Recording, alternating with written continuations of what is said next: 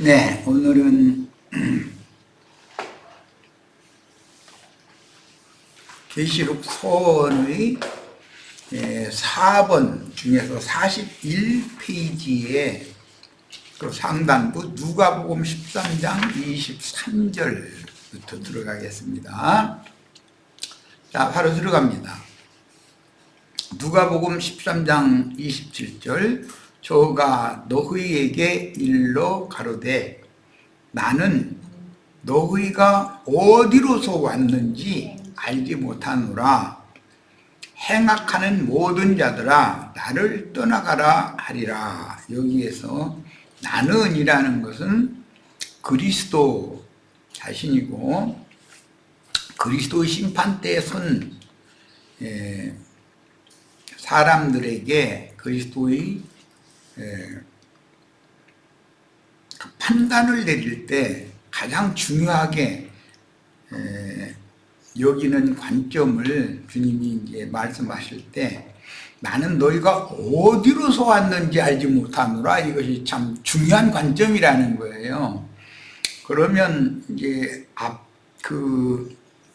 이어지는 말씀에 보면 그 집을 모래 위에 지은 어리석은 사람과 같아서 창수가 나면 그 집이 무너짐이 심하다 그랬으니까 모래 위에 교회를 세우는 사람들 가운데 있다가 왔느냐, 반석 위에 주님의 교회를 세우는 무리 가운데 있다가 왔느냐, 이걸 물어본다는 거예요. 이게 중요한 관점이라는 거예요. 오늘 집회에 참여한 우리 형제 자매님들 이런 주님의 말씀에 대해서 명확한 그런 이해와 분별력이 꼭 있기를 바랍니다. 어디로서 왔는지라는 말씀이 행악하는 모든 자들아 라고 했을 때 모래 위에 집을 세워서 창수가 나면 그 집이 무너지는, 즉 무너졌도다 큰 성 바벨론이요, 이제 큰 음녀와 연결되는 말씀인데, 세상 교계 생활을 하다가 주님 앞에 왔느냐, 세상 교계에서 빼내심을 받아서 하늘에 기록한 장자들의 교회에 옮겨져서 하늘에 거하는 자들, 이 반석 위에 내 교회를 세우리니 라고 선언하셨던 반석 위에 세운 흔들림이 없는, 무너짐이 없는 교회 생활을 하다가 주님, 심판자이신 주님 앞에 왔느냐, 이 두 가지 중에 하나를 물어본다는 거예요. 이렇게 중요한 말씀이 성경에 있지만 이런 말씀을 누가 자세하게 가르치는 사람이 너무 없어요. 자, 이제 쭉 읽어보겠습니다. 어디로서 왔는지 알지 못하노라. 행악하는 모든 자들아. 큰 음녀교계 짐승의 몸에 속한 자들아, 그 말과 같은 뜻이고, 모래 위에 그 하나님의 집을 세우는 터를 잡은 그런 세속교계 사람들 보고 하시는 말씀이요. 나를 떠나가라 하리라. 그러므로 누구든지 나의 이 말을 듣고 행하는 자는 어떻게 행하라는 거예요? 반석 위에 무너지지 않는 집을 세우라. 이제 이 말이 이렇게 행하는 자는 그 집을 반석 위에 지은 지혜로운 사람 같으리니 비가 내리고 창수가 나고 바람이 불어 그 집에, 여기 집이라는 건 교회를 말하는 거예요. 음력교회냐, 정결한 정절을 지키는 처녀들의 교회냐, 어린 양의 신부교회냐, 짐승의 몸이냐, 그 말이에요.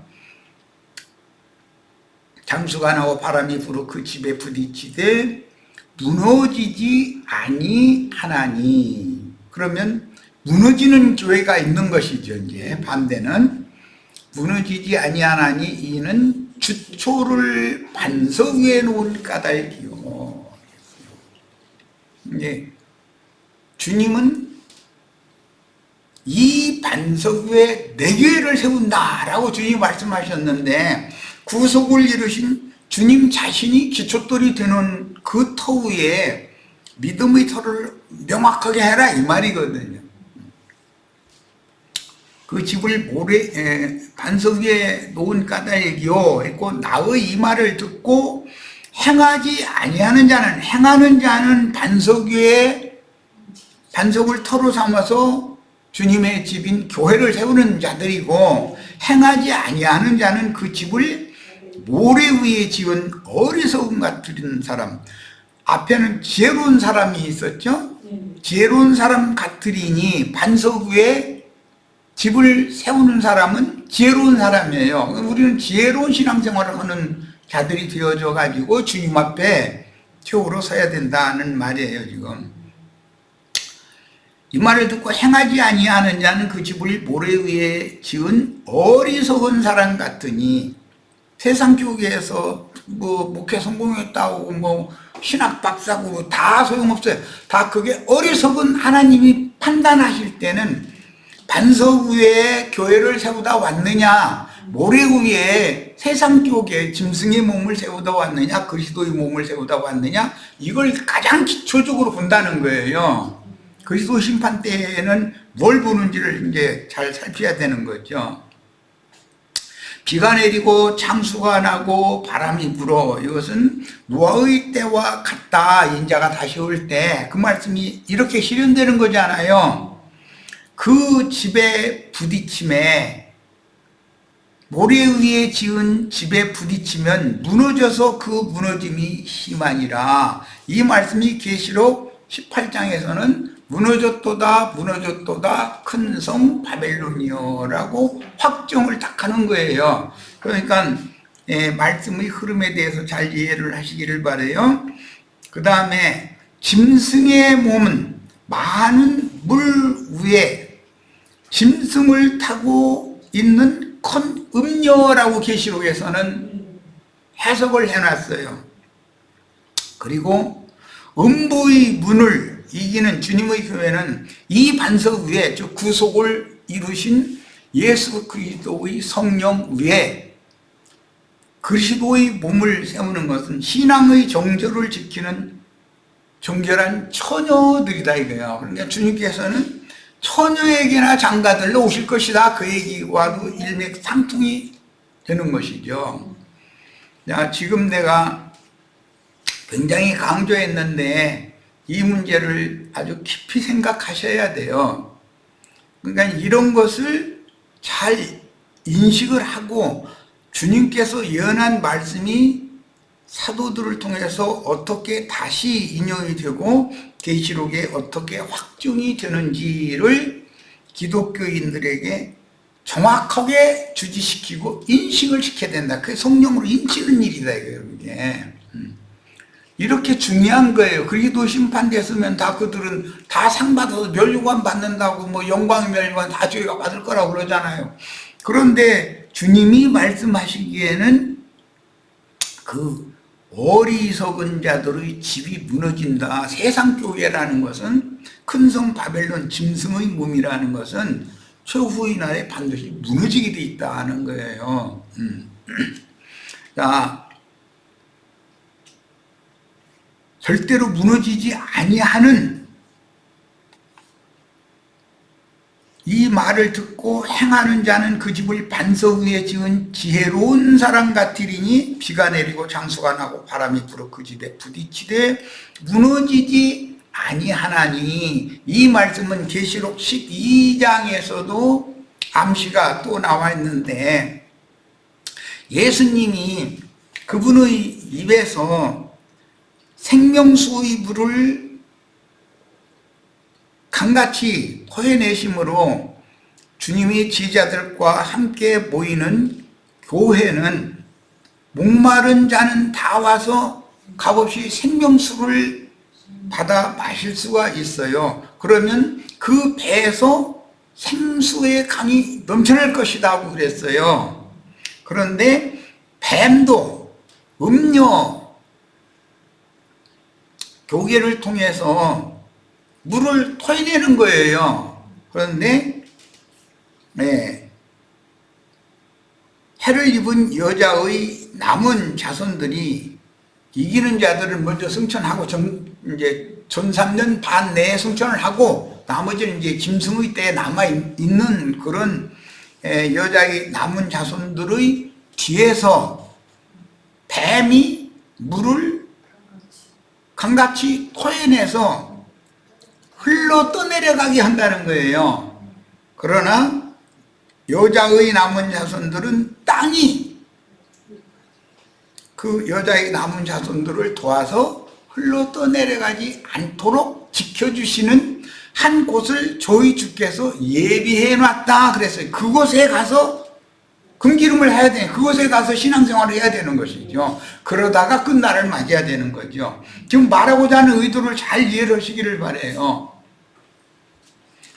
예, 우리 형제 자매님들이 얼마만큼 능력 있게 말씀을 잘 증거할지는 이제 형제 자매님들의 그 영감과 지혜와 계시 영에 달려 있어요. 다음 달락으로 갑니다. 요한복음 20장 19절로 22절. 이날 곧 안식 후 첫날 저녁 때 제자들이 유대인들을 두려워하여 모인 곳의 문들을 닫았더니 예수께서 오사 가운데 서서 이르시되 너에게 평강이 있을지어다.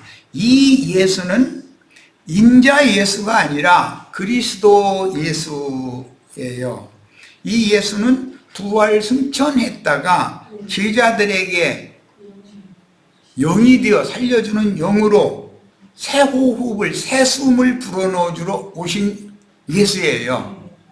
죽으러 오신 예수가 아니에요. 이 예수는 죽일 수가 없어요. 누구도. 이 말씀을 하시고 손과 옆구리를 보이시니 제자들이 주를 보고 기뻐하더라.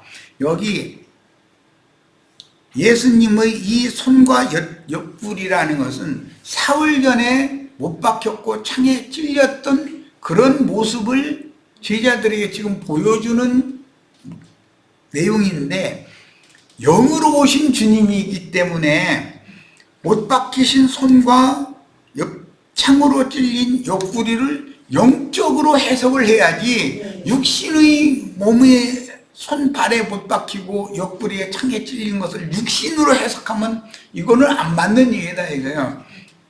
육신은 사흘 전에 십자가에서 달려 죽으실 때 그렇게 한 거고, 지금은 부활 승천했다가 그 영으로 재림한 상태예요. 그러니까 영의 몸을 입고 오신 얘기겠죠. 영적인 못 박힌 손, 영적인 발, 못 박힌 발, 영적인 창에 찔린 옆구리를 깨달아야 된다 이거예요. 이제 내가 여러 번 얘기했지만 이제는 주님의 제자들이 영적인 주님의 손이 되어야 되고 발이 되어져야 되고 옆구리가 되어져야 되는 거예요. 제자들이 그렇게 돼야 돼. 이제는 독생자 예수가 또 독생자로 인자로 또 오는 게 아니다 이거예요. 재림이라는 건 육체로는 죽임을 당하셨고 영으로는 살리심을 받아서 이제는 영의 세계를 살 수 있는 제자들에게 영생하는 새로운 호흡을 불어넣어 주러 지금 제자들이 오신 거예요. 보이시니 제자들이 주를 보고 기뻐하더라. 여기에서 주님을 봤다는 것은 사흘 전의 예수님을 봤다는 말이 아니에요. 만약에 사흘 전의 예수님을 본 얘기라면, 이날 지금은 저녁 이야기인데 새벽 미명에 막달라 마리아나 여 제자들이 주님을 만났는데 동산지기인 줄 알고 오해했어요. 몰라봤어요. 그렇게 사랑하던 주님이 육신대로 또 온 모습이라면 몰라본다는 게 말이 돼요? 이제 이 저녁에도 예수님이 손과 발과 옆구리를 제자들에게 보여줬을 때 제자들이 그걸 봤다고 그랬는데, 이건 계시를 받았다, 계시로 재림하신, 구속을 이루시고 재림하신 주님은 어떤 모양으로 오시는가에 대해서 계시로 봤다라는 말이에요. 고린도전서 15장에 보면 어리석은 자여 어떤 모양으로 오느냐고 따지는 자들을 보고 어리석은 자여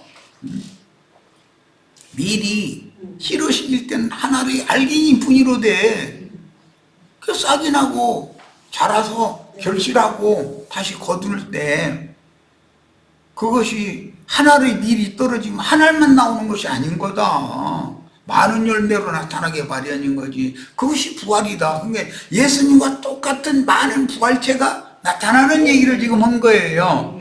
야, 이런 모든 말씀을 종합적으로 이해를 하고 사람들에게 이 지금 요한복음 20장 이후에 나오는 말씀은 영의 몸을 입고 오신 그리스도 예수를 말하는 거기 때문에 인자로 오셨던 마리아를 통해서 오셨던 인자가 또 오는 얘기가 아니다 이런 말이에요. 절대로 아니에요. 21절 예수께서 또 이르시되 너에게 평강이 있을지어다.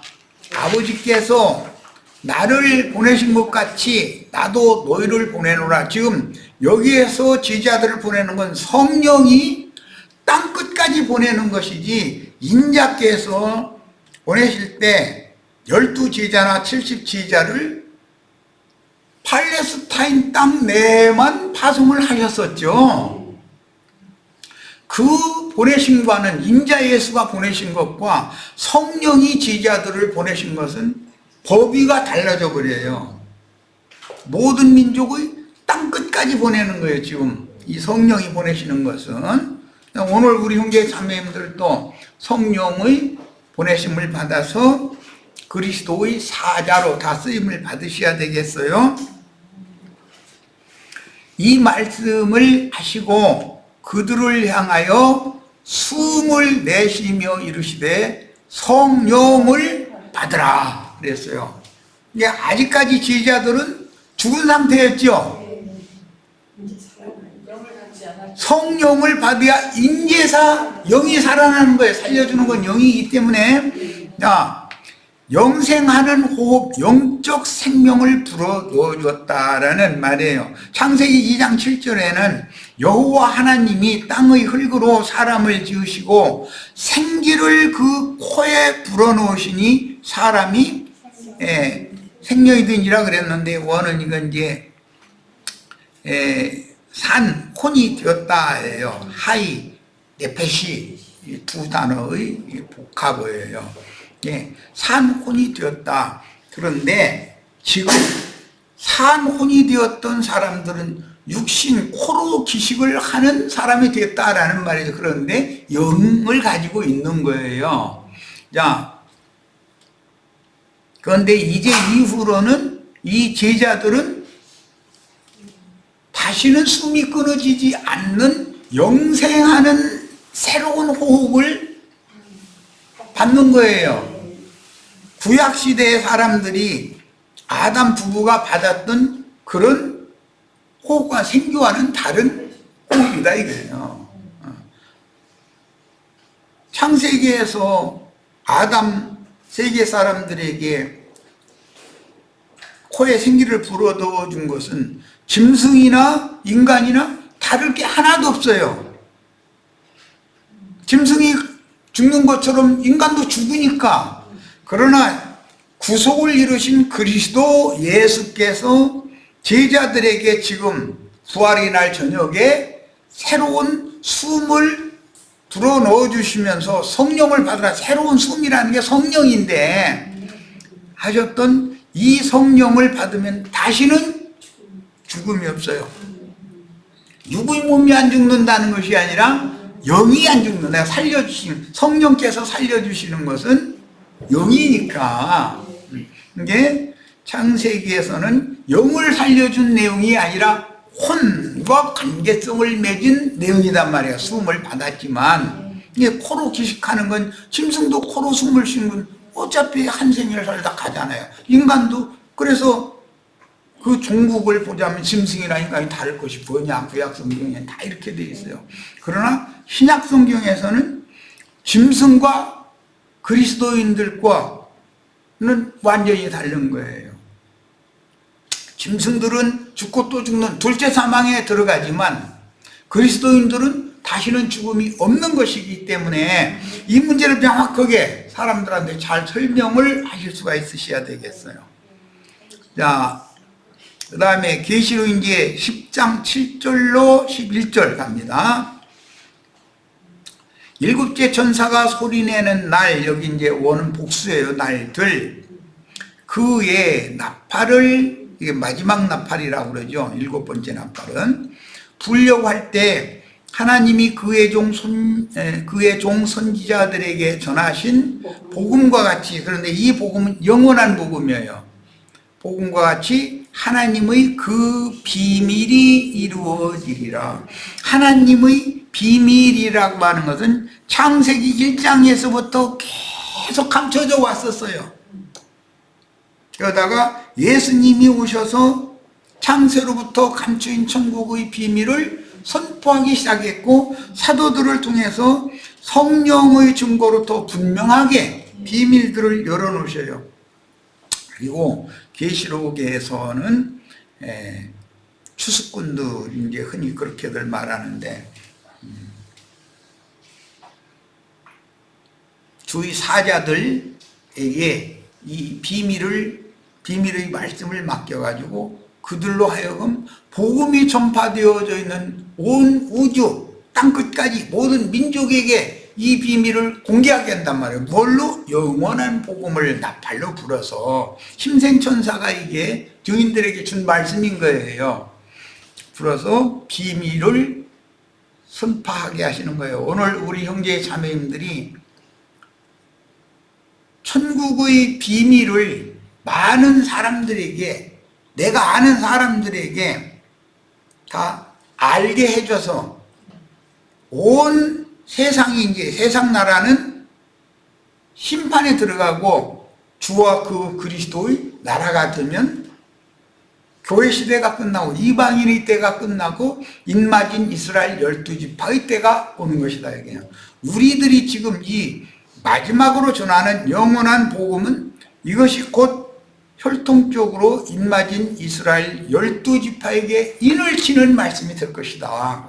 그런데 나야 우리 소수의 우리 형제 자매님들에게 이렇게 인을 치는 말씀을 반복해서 하지만, 형제 자매님들이 한꺼번에 나팔을 불면 온 지구상에 복음이 전파되어져 있는 곳마다, 타락한 세속교계가 세워져 있는 곳마다 깨어나고 이 말씀을 받는 자들이 충만의 수를 마무리로 채우게 되면 시대가 종결되고 추수가 마무리가 될 거니까 종결되고 그리스도의 왕국, 그 천년이 시작이 돼서 메시아의 왕국이 새 땅에 성취될 것이다. 그래요. 이제 우리 형제 자매님들이 사명이 얼마나 무거운가, 이걸 생각하시기를 바라요. 우리 형제 자매님들은 능히 나보다 더 큰 일을 확실하게 할 거라고 나는 믿고 있어요. 지금 봐서야 뭐 이래가지고 세상교회 목사들하고 비교보면 그 사람들만 또 묻은 것이 하도 많은 것 같은데, 형제 자매, 세상교회 사람들한테, 세상 기독교계 목사들한테 내가 지금 증거하는 이런 얘기하면 미쳤다고 그래요. 안 들으려고 그래요. 하늘에서 나서 내게 들리던, 반모섬의 요한에게 들리던 하늘 음성이에요. 음성이 또 내게 말하여 이르되, 네가 가서 바다와 땅을 밟고 서 있는, 이게 힘센 천사죠. 천사의 손에 펴놓인 두루마리를 가지라. 이 펴놓인 두루마리라는 것은 인봉이 다 일곱인으로 봉함되어 있는 것이 다 인봉이 떼어진 상태의 말씀이에요. 열린 말씀이다. 하기로 내가 천사에게 나아가 작은 두루마리, 여기 작은 두루마리라고 한 것은 계시록만을 말하는 거예요. 마무리 추수 말씀을 강조하는 거예요. 달라 한즉 천사가 이르되 갖다 먹어버리라. 네 배는 쓰나 네 입에는 꿀같이 달리라 하거늘, 내가 천사의 손에서 작은 두루마리를 갖다 먹어버리니 머릿속에다 저장한 것과 먹은 것과는 다르죠. 먹은 것은 나의 영적인 피가 되고 살이 되고 뼈가 되고 하는 일이니까 이제 생명의 말씀으로 받았다. 그리고 소화했다. 그 말이죠. 내 입에는 꿀같이 다나 먹은 후에 내 배에서는 쓰게 되더라. 이게 소화가 잘 안 되는 음식이었다라는 걸 알 수가 있는 것이죠. 그가 내게 말하기를 네가 많은 백성이라는 게 많은 무리예요. 나라와 방언과 임금에게 다시 예언하여야 하리라. 큰 음녀가 여기 많은 백성과 나라와 방언과 임금들을 타고 앉아 있는 거예요. 큰 음녀가. 그런데 일반 세상 사람들한테도, 예배당에 안 나가는 사람들한테도 당연히 전도를 해야 되지만 음녀교계, 짐승의 몸에 속한 기독교계 사람들한테 다시 예언을 반드시 할 사명이 있다는 거예요. 하리라 하더라. 자, 많은 무리라는 것은 예레미야 51장 12절로 13절을 인용했는데 읽어봅니다. 바벨론 성벽을 향하여 깃발을 세우고 튼튼히 지키며 파수꾼을 세우며 복병을 매복시켜 방비하라. 이는 여호와께서 바벨론 주민에 대하여 말씀하신 대로 계획하시고 행하심이로다. 바벨론 주민은 심판할 것이고 거기에서 소수를 다시 빼내서 새 예루살렘과 새 하나님의 나라로, 새 땅으로, 새 예루살렘과 새 땅으로, 새 하늘과 새 땅으로 소수를 인도할 거예요. 이것이 하나님이 계획하신 대로다 이거예요. 자, 많은 물가에 살면서 그 많은 물, 음녀가 앉은 많은 물이라는 건 뭐냐면 많은 백성, 많은 나라, 방언, 임금을 말하는 거다 이거예요. 근데 이런 세속에 속한 인간들의 정신세계를 많은 물이라 이렇게 표현을 했단 말이에요. 많은 물가에 살면서 재물이 많은 자요. 이 말씀이 계시록 17장 18장에서는 상고들이라고 그랬죠. 상고들을 무역하는 자들이다 이게. 네 재물의 한계 곧 네 끝이 왔도다. 이게 지금 현재 세상 교계는 돈 있으면 큰 교회 세울 수 있고 많은 사람 모을 수 있죠. 그러면 더 돈이 많이 모아지고, 그런데 그 재물로서 그런 큰 예배당 이런 걸 세워가지고 자신들이 구원받았다고 생각하고 있는 건 한계점이 온다는 거예요. 인간 나라에서도 돈이라는 것은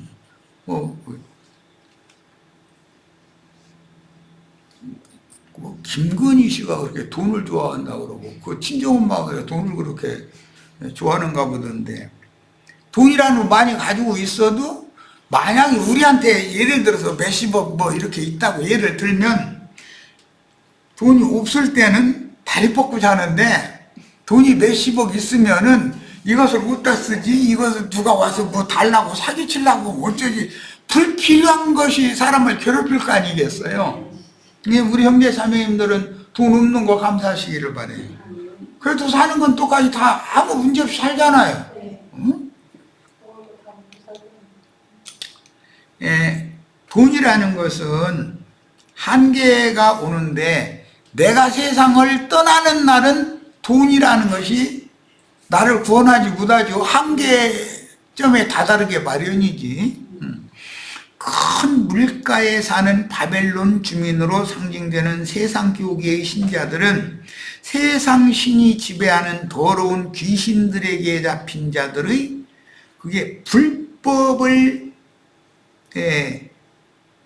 행하는 자들이기 때문에 그들의 불법을 행하는 것을 주님은 반드시 공법으로 심판하기 마련이라는 거예요. 자, 계시록 14장 6절로 8절을 인용했는데 또 봅니다. 또 보니 다른 전사가 공중에 날아가는데 땅에 거주하는 자들 곧 모든 민족과 종족과 방언과 백성에게, 이게 많은 무리죠. 아까 계시록 10장 11절에서 읽었잖아요. 이게 많은 무리란 말이에요. 음녀가 앉은 많은 무리라는 말씀이 설명이 나오죠. 그 많은 무리라는 것은 백성과 나라와 방언과 임금들이라고 설명이 되어 있잖아요.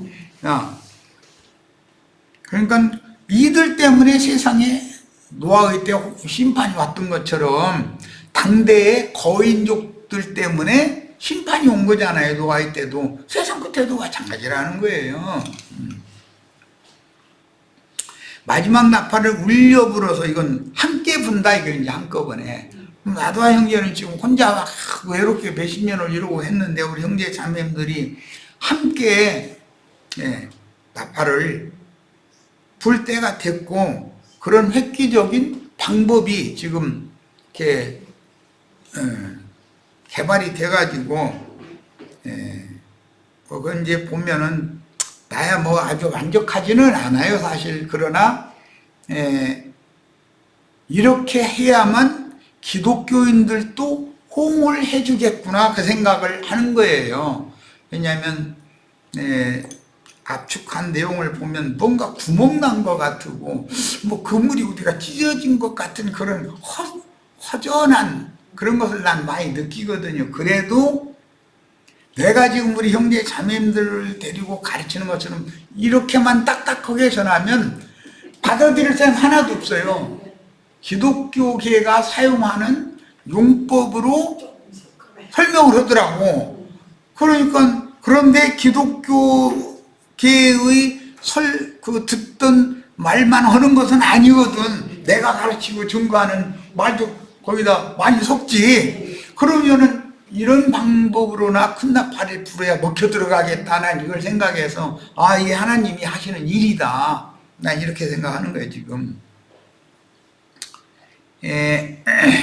줌 집회를 그 코로나로 인해서 처음 시작할 때, 이건 분명히 하나님의 일이다.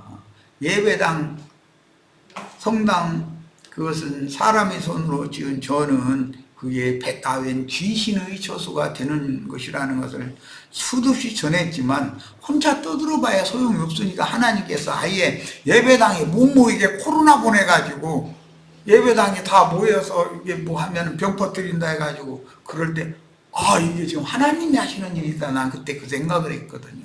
그래서 중집회를 이게 내가 그 하나님 일이다 하고 받아들였던 거. 그런데 이번에 이런 AI 기능을 이용해서 전도를 할 수 있는 이런 새로운 길, 문을 열어주시는 거, 이것도 이건 하나님이 하시는 일이다 라고 나는 지금 생각하고 있는 거예요. 내 마음에 꼭 맞지는 않아요.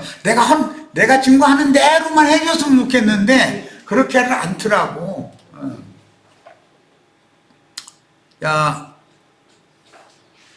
계시록 14장 6절로 8절 읽고 첫 시간을 쉬도록 합니다. 또 보니 다른 전사가 공중에 날아가는데 땅에 거주하는 자들, 곧 하늘에 거주하는 자들도 있고, 여기 땅에 거주하는 자들도 있고, 바다에 거주하는 자들도 있죠. 하늘에 거주하는 자들에게는 복이 있지만 땅과 바다에 거하는 자들에게는 화가 있다. 이렇게 13장에서 이미 이 말씀이 나온 다음에 이어지는 거예요. 땅에 거주하는 자들 곧 모든 민족과 종족과 방언과 백성, 이게 뭐죠? 음녀가 앉은 많은 물이란 말이야, 이게. 마지막 나팔을 울려 불어서 많은 백성과 나라와 방언과 임금에게 다시 예언하여야 하리라 라고 명하신 음녀가 앉은 많은 물이에요. 그들에게 전할 영원한 복음을 가졌더라. 이 사람들이 최후의 추수꾼들이겠죠, 이제. 자, 그가 큰 음성으로 이르되 하나님을 두려워하며 그에게 영광을 돌리라. 이는 이게 그의라고 했지만 이제 큰성 바벨론의 심판을 예언하는 말이니까 그녀죠.